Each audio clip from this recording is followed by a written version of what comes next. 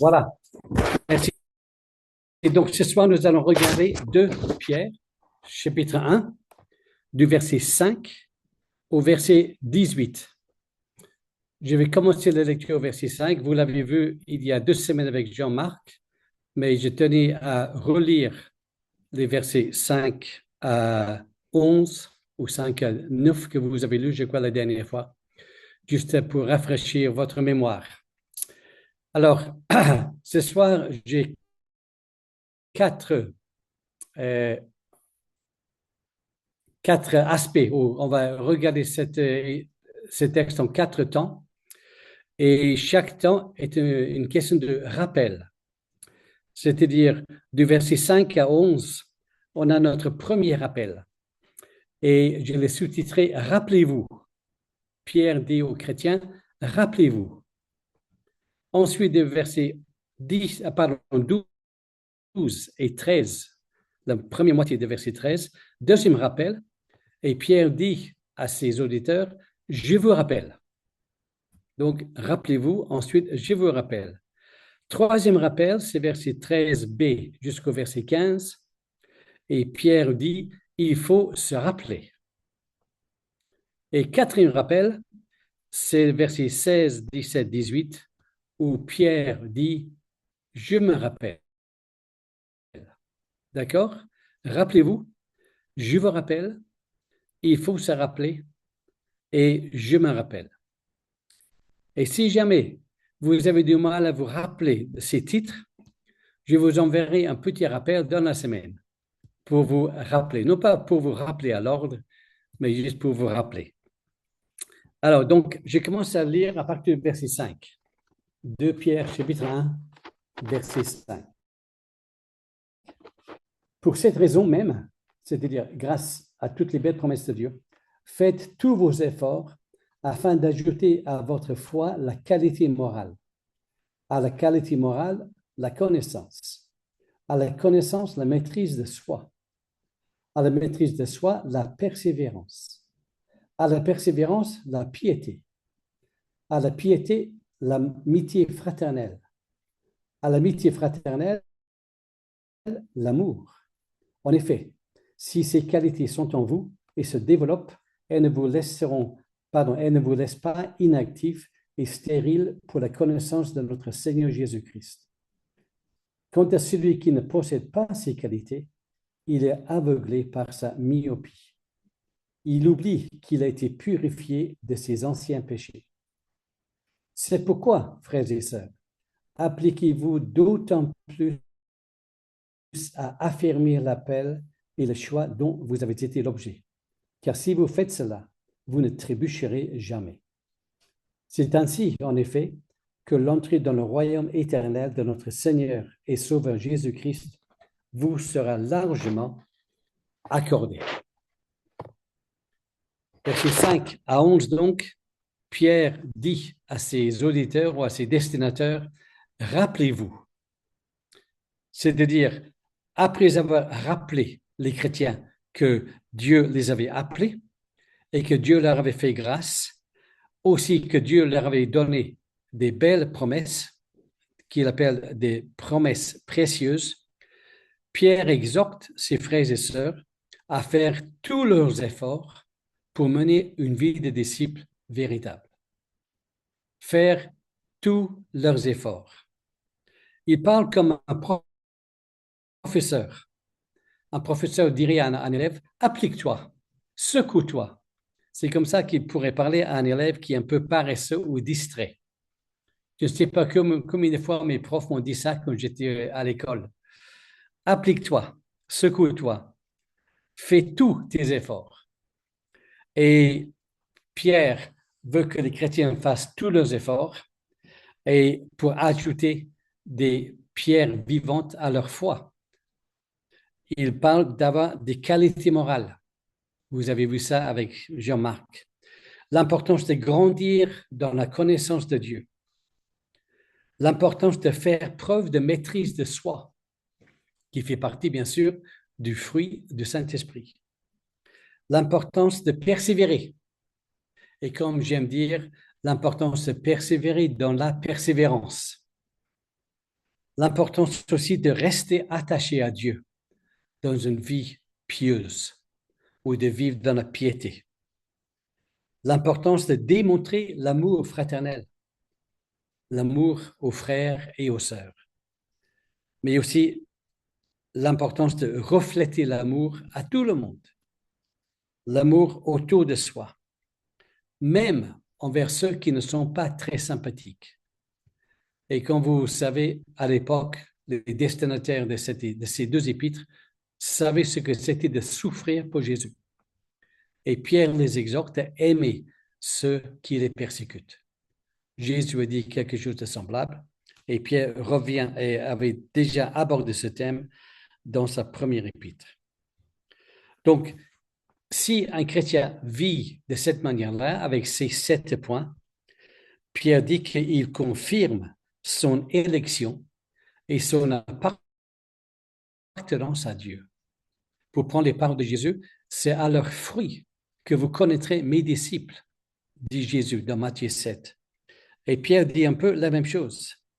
Si nous avons des qualités spirituelles, comme dans cette liste, ces 7 qualités, tout cela va attester la réalité de notre foi et de notre conversion à Jésus-Christ. Tout cela va confirmer notre régénération et le fait que nous avons été adoptés dans la famille de Dieu. Mais ces qualités aussi vont garantir notre entrée au paradis.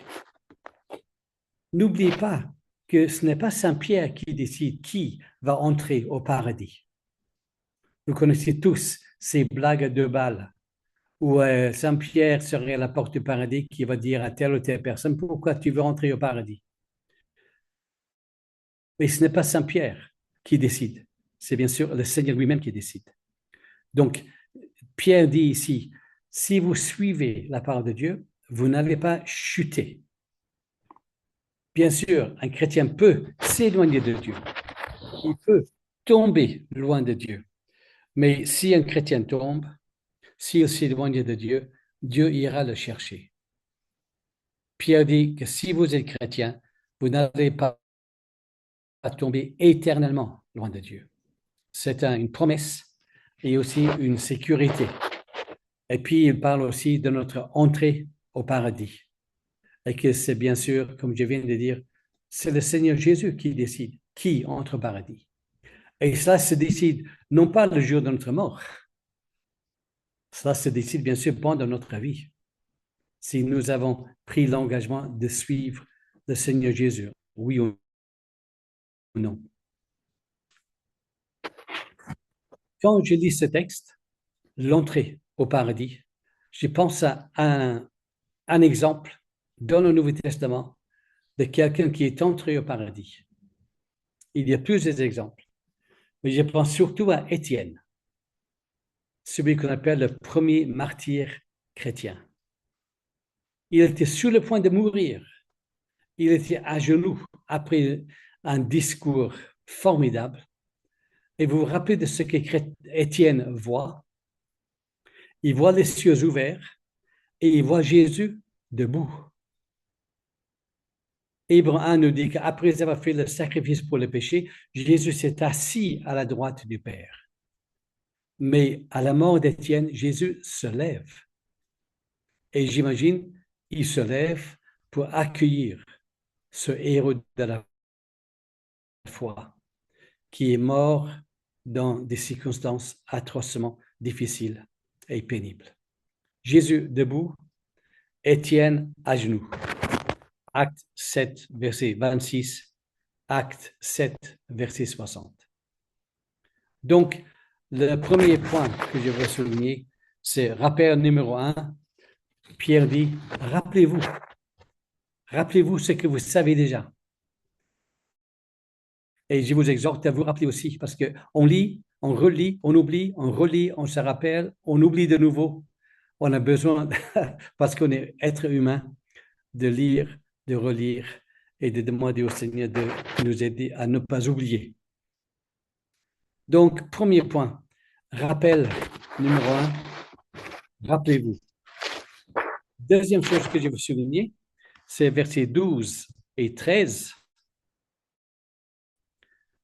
Pierre dit, je vous rappelle. Je vous rappelle. Je relis donc verset 12. Pierre dit, voilà pourquoi je prendrai soin de toujours vous rappeler ces choses, bien que vous les connaissiez déjà et que vous soyez affermis dans la vérité présente. Oui, j'estime juste de vous tenir en éveil par mes rappels aussi longtemps que je suis dans cette tente. On va parler de la tente dans quelques minutes. Mais ici, Pierre reprend sa casquette de professeur. D'ailleurs, je pense qu'il n'a jamais enlevé sa casquette de professeur. Mais il reprend sa casquette de professeur pour rappeler ce qu'il a déjà enseigné. Et ce qu'il a déjà enseigné, il dit bien, c'est pour que vous soyez affermis. Pierre voulait que les chrétiens du premier siècle soient affermis, qu'ils soient stables, qu'ils soient solides, qu'ils soient inébranlables. Et tout ça est important. Et bien sûr, l'enseignement de la parole de Dieu nous aide à être stables, à être affermis. Pierre enseigne, et puis Pierre rappelle ce qu'il a enseigné. Vous savez, quand j'ai commencé à prêcher régulièrement, quelqu'un me dit, David, un bon prédicateur, il a 3 points. J'ai dit, ah bon? Quels sont les 3 points? Il dit, premier point, quand tu prêches, dis ce que tu vas dire en introduction. Dire ce que tu vas dire. Deuxième point, quand tu prêches, dis ce que tu as à dire. Et troisième point, en conclusion, dis ce que tu viens de dire. Vous voyez? Dis ce que tu vas dire, dis ce que tu as à dire et redis ce que tu viens de dire. Alors, Pierre est un peu comme ça. Tous les prédicateurs ne sont pas comme ça forcément. Mais Pierre, il rappelle qu'il veut enseigner la parole de Dieu. Et dans un sens, Pierre est fidèle à son mandat, à la mission que Jésus lui a confiée. Rappelez-vous en Luc 22, Pierre discutait avec Jésus et Jésus dit, j'ai prié pour toi, Pierre, et j'ai prié que tu puisses revenir afin que tu puisses affermir tes frères. C'est ce que Pierre est en train de faire, affermir ses frères. Et puis plus tard, Jean 21, après la résurrection de Jésus, Jésus lui dit 2 choses. Pierre, je veux que tu nourrisses mes agneaux. Deuxième chose, Pierre, je veux que tu prennes soin de mes brebis. Et en écrivant ces 2 épîtres, Pierre fait justement cela. Il sait qu'il a un mandat, une mission qui lui a été confiée par Jésus. Et il affermit ses frères, il nourrit les agneaux, il prend soin des brebis. Et dans ce texte ici, il dit, oui, je veux vous tenir en éveil par mes rappels.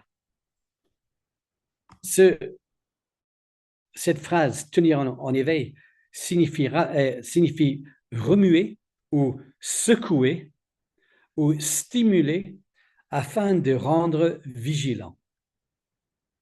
Donc, Pierre rappelle des vérités fondamentales afin de remuer, secouer les chrétiens et aussi afin de les stimuler pour être vigilants.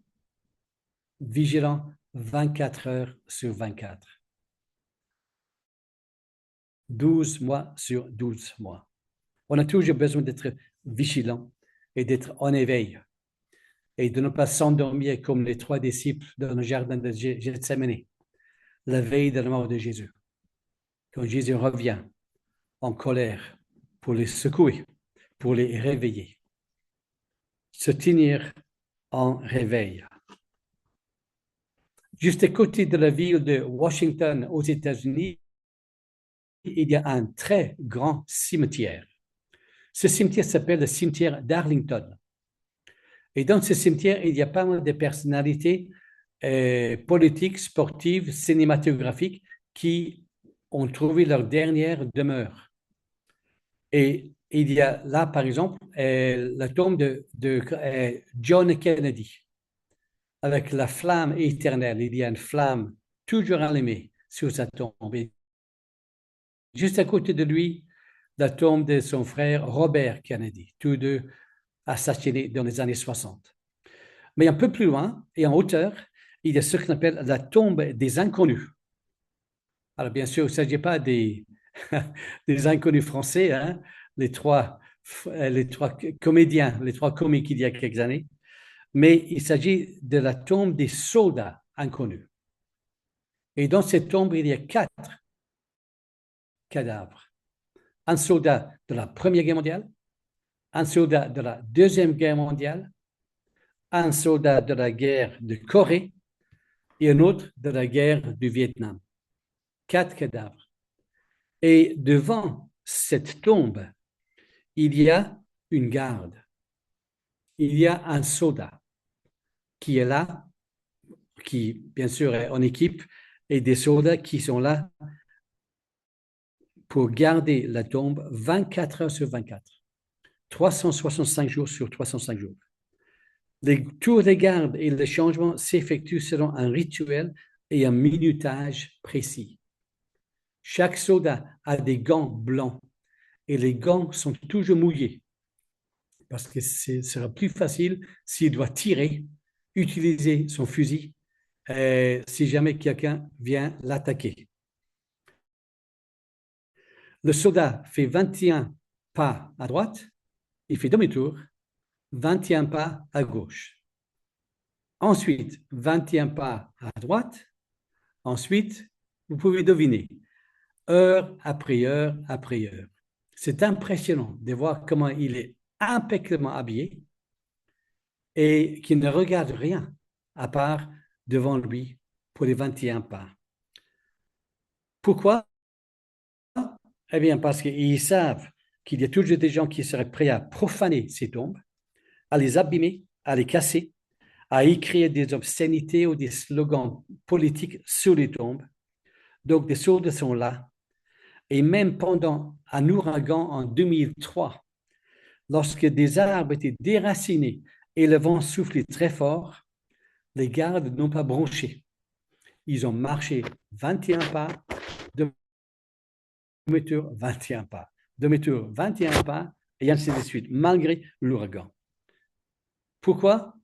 Parce qu'il fallait être prêt. Il fallait se tenir en éveil. On ne sait jamais ce qui pourrait se passer. On ne sait jamais qui pourrait venir, qui pourrait arriver. Être prêt à toute éventualité. Et bien sûr, vous connaissez, vous voyez certainement la parallèle. Nous avons un adversaire qui rôde comme un lion rugissant, un serpent qui est discret, mais qui sait ce qu'il veut. Et nous devons être en éveil, prêts à se défendre, prêts à être attaqués, mais prêts à se défendre et à faire confiance au Seigneur chaque fois que le diable veut nous attirer, chaque fois qu'il veut nous éloigner de Dieu, chaque fois qu'il veut mettre un bâton dans les roues de notre vie spirituelle. Soyons prêts.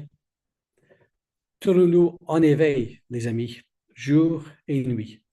On ne sait pas quand l'adversaire, qui n'est pas seulement un adversaire, mais un ennemi, on ne sait pas quand il va nous attaquer, on ne sait pas de quelle manière. Comme disait le fondateur des scouts, Lord Baden-Powell, toujours prêt. Je crois qu'il y avait un symbole avec des doigts ou quelque chose. En tout cas, toujours prêt, tournons-nous toujours prêts, toujours en éveil. Donc, voilà.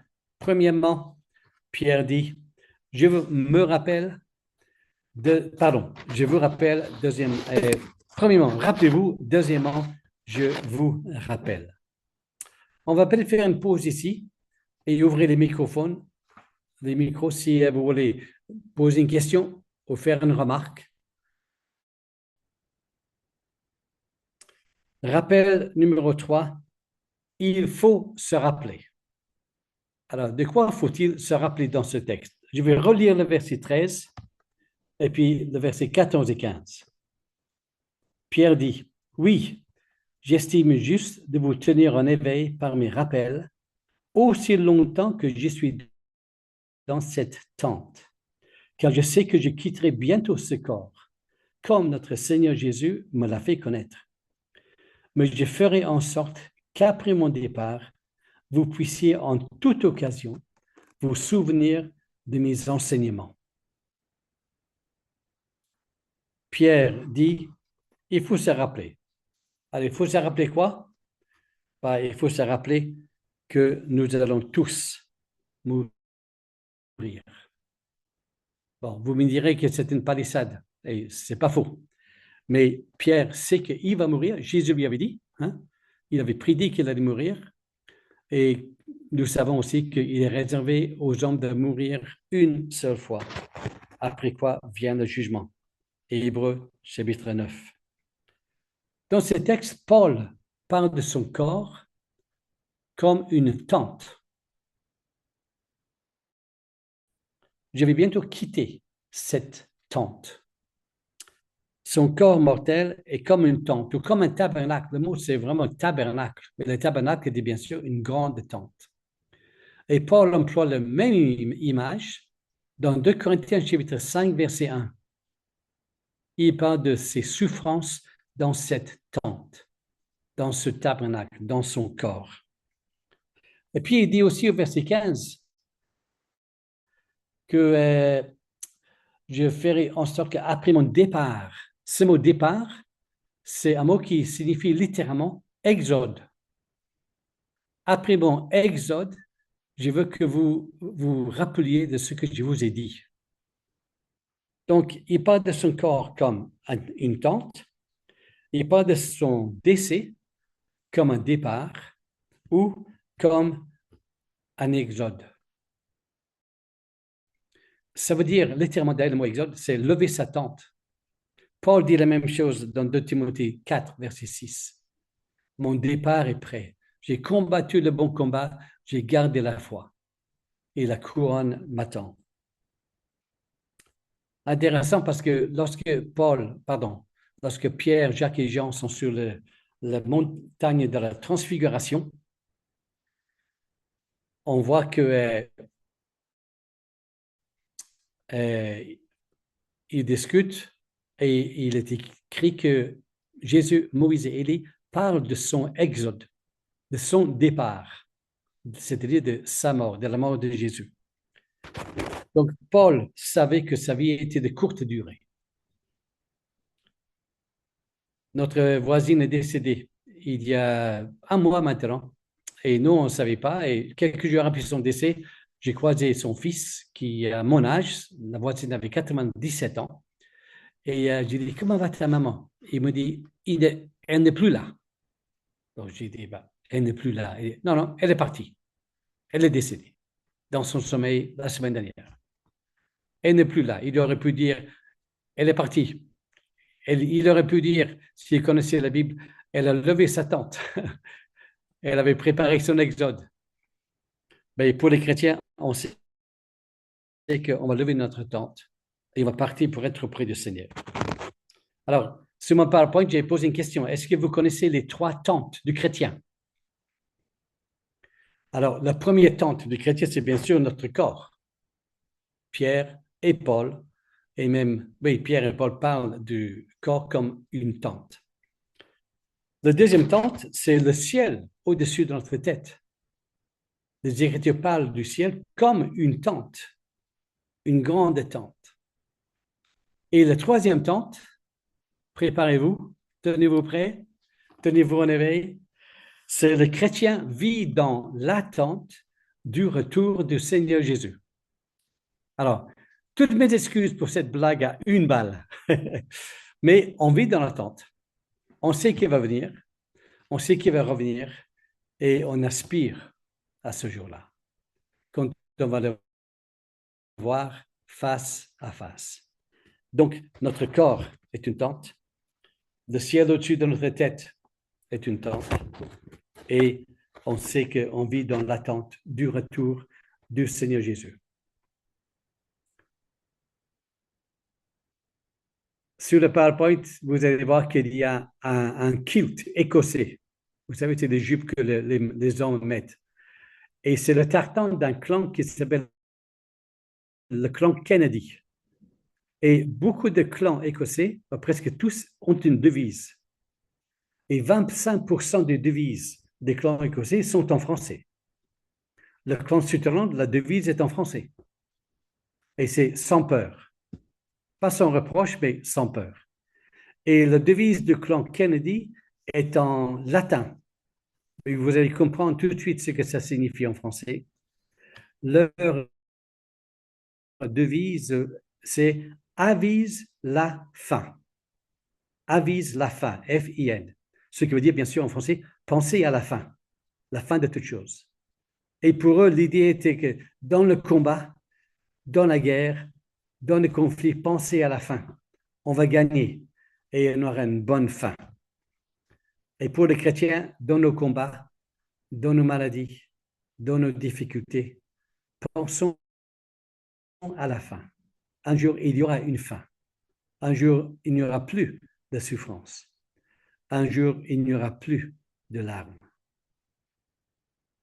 Avant d'aller plus loin, remarquons que Pierre appelle Jésus au moins 4 fois dans les versets qu'on vient de lire, notre Seigneur Jésus-Christ. 3 fois notre Seigneur Jésus-Christ et une fois notre Sauveur et Seigneur Jésus-Christ. Alors, c'est intéressant parce que bien qu'il soit proche de Jésus, bien qu'il ait été proche de Jésus, il appelle toujours Seigneur Jésus-Christ. On peut parler de Jésus, on peut chanter des chants au sujet de Jésus, c'est très bien, mais on ne doit jamais oublier, il est notre Sauveur et notre Seigneur Jésus-Christ. Jésus, le Messie. Jésus, l'élu de Dieu. Donc, Pierre rappelle ces choses à ses frères et sœurs pour qu'ils soient bien fondés, pour qu'ils soient stables, pour qu'ils puissent avoir une colonne vertébrale de leur vie de disciples de Jésus. Et si nous avons une colonne vertébrale, eh bien, ça veut dire qu'on sera moins vulnérable dans le bon combat de la foi. On va passer maintenant à la dernière partie, versets 16, 17 et 18. Et Pierre dit, je me rappelle. Verset 16. En effet, ce n'est pas en suivant des fables habilement conçues que nous vous avons fait connaître la puissance venue de notre Seigneur Jésus-Christ. Mais c'est après avoir vu sa majesté de nos propres yeux. Oui, il reçut de Dieu le Père honneur et gloire, quand la gloire magnifique lui a fait entendre une voix qui disait « Celui-ci est mon Fils bien-aimé, qui a toute mon approbation. » Cette voix, nous l'avons nous-mêmes entendue venir du ciel lorsque nous étions avec lui sur la sainte montagne. Alors ici, nous avons un aperçu des souvenirs personnels de l'apôtre Pierre. Et si je vous disais, mais il pense à quelle expérience? Vous allez tous me dire, sans exception, j'espère, il pense à la transfiguration de Jésus. Quand il a vu avec Jacques et Jean, Jésus dans sa majesté. Et quand il a entendu la voix du Père. Alors, avant de parler de cette expérience, j'aimerais juste faire un aparté sur les montagnes, parce que là, on parle du mont ou de la montagne de la transfiguration. Alors, il y a plusieurs théories sur quelle montagne Jésus a été transfiguré. Il n'est pas vraiment dit noir sur blanc dans le Nouveau Testament, mais cela dit, il y a beaucoup de montagnes dans la Bible. Dans Deutéronome 11, verset 11, nous lisons que Israël est un pays de montagnes et de vallées. Deutéronome 11, 11. Alors, je vous invite à ouvrir vos micros et à dire, mais quelle montagne dans la Bible est-ce que vous connaissez? Au texte et au témoignage. Merci. Revenons donc au texte et au témoignage personnel de Paul. Il parle comme un témoin oculaire. Il dit, nous avons vu, nous avons entendu, nous étions avec lui. Il n'y avait aucun doute dans son esprit. Pour Pierre, la venue de Jésus et la vie de Jésus n'étaient pas des fables ou des mythes, mais la venue et la vie de Jésus étaient des faits historiques et véridiques. Pierre et tant d'autres étaient des témoins oculaires. Et par rapport au monde de la transfiguration, nous avons le récit de cet événement dans Matthieu 17, dans Marc 9 et en Luc 9. C'est-à-dire 3 évangiles sur 4 parlent de la transfiguration de Jésus. Quand il parle avec Moïse et Élie. Et on peut dire, mais pourquoi est-ce que Moïse et Élie étaient là? Alors, beaucoup de gens disent, mais quand le Nouveau Testament parle de l'Ancien Testament, on parle de la loi et des prophètes. Et Moïse, bien sûr, représente la loi de Dieu. Et Élie, on ne peut pas dire qu'il était le plus grand des prophètes, mais c'était un grand prophète. Et Élie représente les prophètes de Dieu.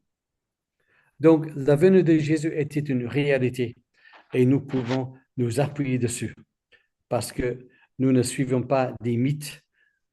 Jésus ne fait pas partie de la mythologie gréco-romaine ou que sais-je encore. On ne suit pas des histoires des grands-mères, même si beaucoup d'histoires des grands-mères sont sympathiques quand on lit des histoires au lit avec des petits, mais on suit des faits historiques. Pierre évoque donc la révélation de Jésus, sa transfiguration, et il parle aussi d'avoir entendu la voix de Dieu.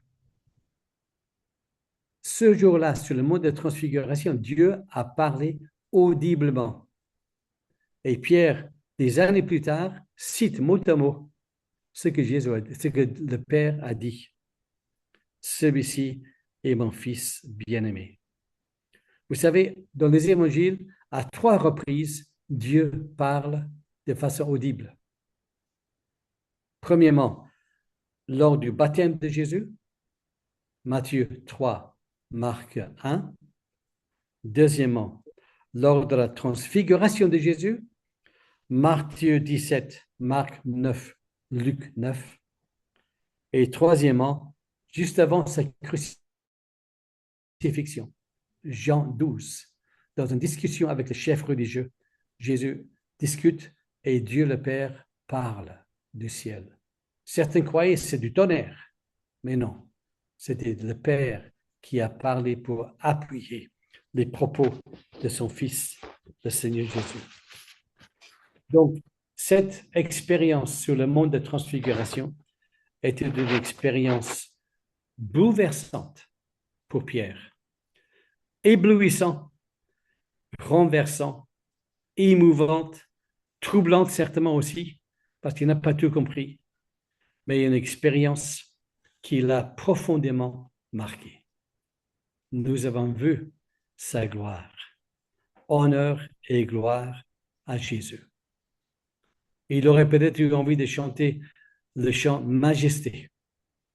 À lui, la majesté. À Jésus, soit louange, honneur et gloire. Majesté, suprême autorité, du haut des cieux, son règne vient sur tous les siens. Exaltons et célébrons le nom de Jésus. Glorifions et proclamons Jésus, le Christ, le roi, majesté. À lui la majesté. Dans notre cœur, Christ le Sauveur, régnant Seigneur. Pierre dit la même chose. Jésus, notre Sauveur et notre Seigneur. Et ce chant Majesté, il y a d'autres chants qui s'appellent Majesté aussi, a été composé par un pasteur américain qui est venu en Angleterre en 1977. Et 1977, c'était l'année des 25 ans de règne de la reine Élisabeth. Et partout, il y avait des fêtes, des spectacles, des affiches, des posters, des souvenirs pour les 25 ans de la reine. Et ce monsieur américain, donc républicain, était tellement ébahi par tout ce qui se disait et tout ce qui se faisait pour honorer la reine. Dieu l'a conduit pour composer ce chant pour honorer Jésus le roi. Majesté, à lui, non pas une reine terrestre ou un roi terrestre, mais à Jésus soit louange, honneur et gloire. Peut-être vous avez vécu aussi des expériences bouleversantes, renversantes, parfois même troublantes, mais on n'a jamais vécu une expérience comme sur le mont de transfiguration. Mais remercions Dieu pour les bonnes expériences, mais faisons confiance au Seigneur jour après jour dans le train-train de la vie. On n'a pas toujours des expériences en haut d'une montagne. Parfois, on est bien souvent dans la vallée. Mais dans la vallée ou en haut de la montagne, là où nous sommes, Jésus nous suit. Jésus nous accompagne et nous demande de lui faire confiance. Ainsi donc, nous arrivons au verset 18. Et Dieu voulant, dans 2 semaines, nous allons reprendre le texte à partir du verset 19 jusqu'au verset 10 du chapitre 2. Et vous allez voir qu'au début du chapitre 2, c'est un tout autre registre. Et on va regarder ça ensemble, Dieu voulant, dans 15 jours. Je vous laisse réagir si vous le souhaitez. Les micros vont être ouverts. On va arrêter l'enregistrement.